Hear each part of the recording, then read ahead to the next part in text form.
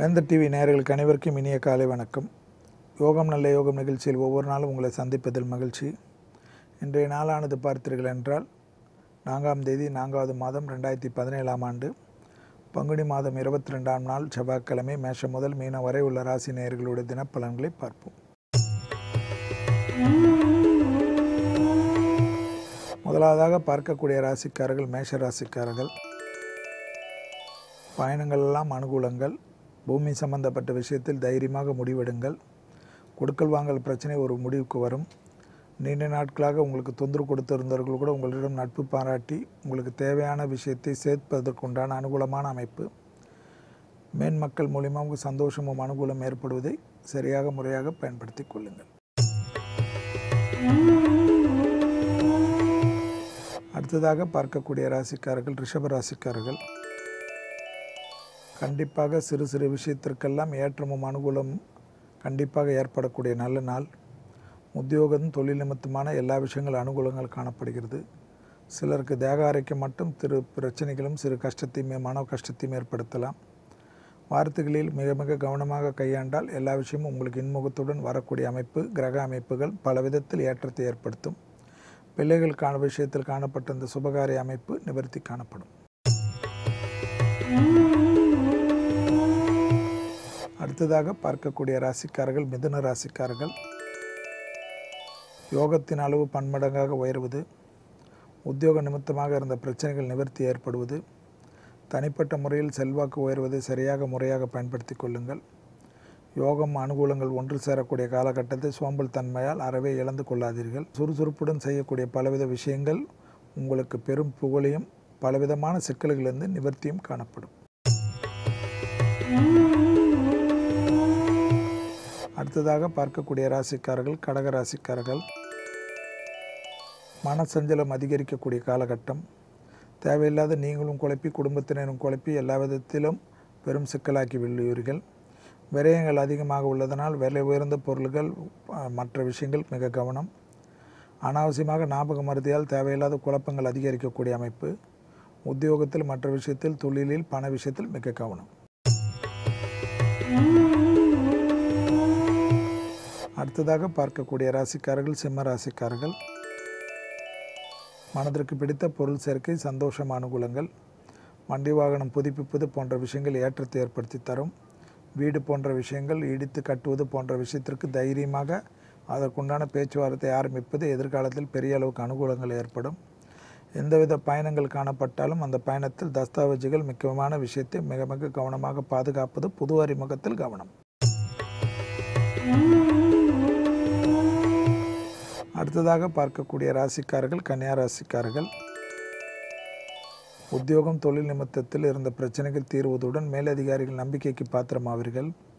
எடுத்த காரியத்தில் ஜெயம் அனுகூலங்கள் காணப்படுவதை சரியாக முறையாக பயன்படுத்தி கொள்ளுங்கள். உத்தியோக நிமித்தமாக எந்த பயணங்கள் வந்தாலும் அது சந்தோஷத்துடன் பெரிய அளவுக்கு புது முயற்சிகள் வெற்றிகள் காணப்படும்.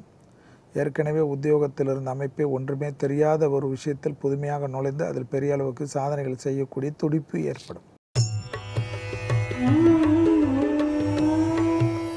அடுத்ததாக பார்க்கக்கூடிய ராசிக்காரர்கள் துலா ராசிக்காரர்கள். கையெழுத்திடுவது போன்ற விஷயத்தில் தஸ்தாவேஜுகள் விஷயத்தில் மிக கவனம். ஜவாப் ஜாமீன் கொடுக்காமல் இருப்பது பல விதத்தில் ஏற்றத்தின் நன்மையை ஏற்படுத்தி தரும்.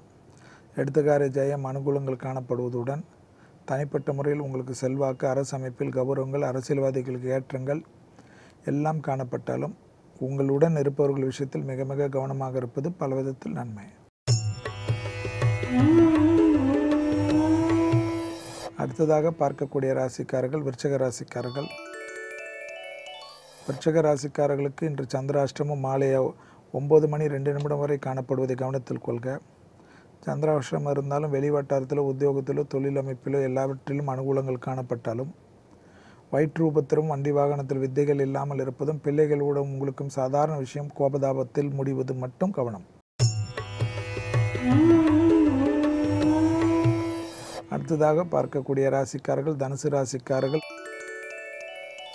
மாலை 9:03 சந்திராஷ்டிரமத்துக்குள் வருகிறீர்கள். அதே சமயம் குடும்பத்தில் உள்ள பெற்றோர் பெரியோருடைய தேகாரிக்கம் உங்களுக்கு ஏற்கனவே ரத்தத்தில் இருக்கக்கூடிய கோளாறுகள் விஷயத்தில் உணவு கட்டுப்பாடு மற்ற விஷயத்தில் சிறிது நிதானத்துடன் இருப்பது நன்மை தரும். மனசஞ்சலம் அதிகமாக இருப்பதனால் தேவையில்லாத எல்லாரிடத்திலும் எரிந்தெறிந்து விழுவதை தயவுசெய்து தவிர்த்து பிராணாயம் மனதை ஒருநிலைப்படுத்தக்கூடிய பயிற்சி மிக முக்கியம். அடுத்ததாக பார்க்கக்கூடிய ராசிக்காரர்கள் மகர ராசிக்காரர்கள் வெளிவட்டாரம் உத்தியோகம் தொழில் அமைப்பில் மிகப்பெரிய அனுகூலங்கள் செல்வாக்கு கண்டிப்பாக புது முயற்சிகள் பூமி சம்பந்தப்பட்ட விஷயங்கள் ஆதாயங்கள் லாபமான அமைப்பு அசையா பொருள் சேர்க்கை ஆனந்தம் எல்லாம் காணப்பட்டாலும் குடும்பத்தில் அந்நியர் தலையீடு உறவினர் தலையீடு தேவையில்லாத குழப்பத்தையும் தேவையில்லாத சங்கடத்தையும் ஏற்படுத்தலாம். குடும்ப விஷயத்தில் யாருடைய தலையீடும் கூடவே கூடாது. அடுத்ததாக பார்க்கக்கூடிய ராசிக்காரர்கள் கும்ப ராசிக்காரர்கள் உத்தியோக நிமித்தமாக பலவிதமான சிக்கல்கள் விஷயத்தில் பெரிய அளவுக்கு ஏற்றத்தையும் மாற்றத்தையும் எதிர்பார்க்கக்கூடிய காலகட்டம். திடீர் அதிர்ஷ்டம் பெரிய அளவுக்கு உயரத்தை ஏற்படுத்தி தரும். தனிப்பட்ட முறையில் செல்வாக்கு அதிகரிக்கக்கூடிய நல்ல காலகட்டம். எதிர்பார்க்காத இடத்திலிருந்து நல்ல செய்தி தனிப்பட்ட முறையில் உங்கள் செல்வாக்கு உயர்வதை கண்டிப்பாக பார்க்கலாம்.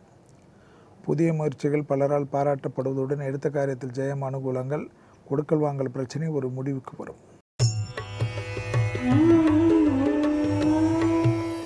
அடுத்ததாக கடைசியாக பார்க்கக்கூடிய ராசிக்காரர்கள் மீன ராசிக்காரர்கள் பிள்ளைகள் விஷயத்தில் பூத கண்ணாடி ஆராய்ச்சி இல்லாமல் கர்ப்பஸ்திரிகள் சிறிது கவனமாக இருந்தாலே போதும். உத்தியோகம் தொழில் அமைப்பெல்லாம் ஒரு சிறு சிறு கஷ்டங்கள் காணப்பட்டாலும் பிறகு பெரிய அளவுக்கு அனுகூலங்கள் ஏற்படும். இந்த காலகட்டத்தில் அதையே நினைத்து வருத்தப்படுவது எந்த விதத்தில் நியாயம்?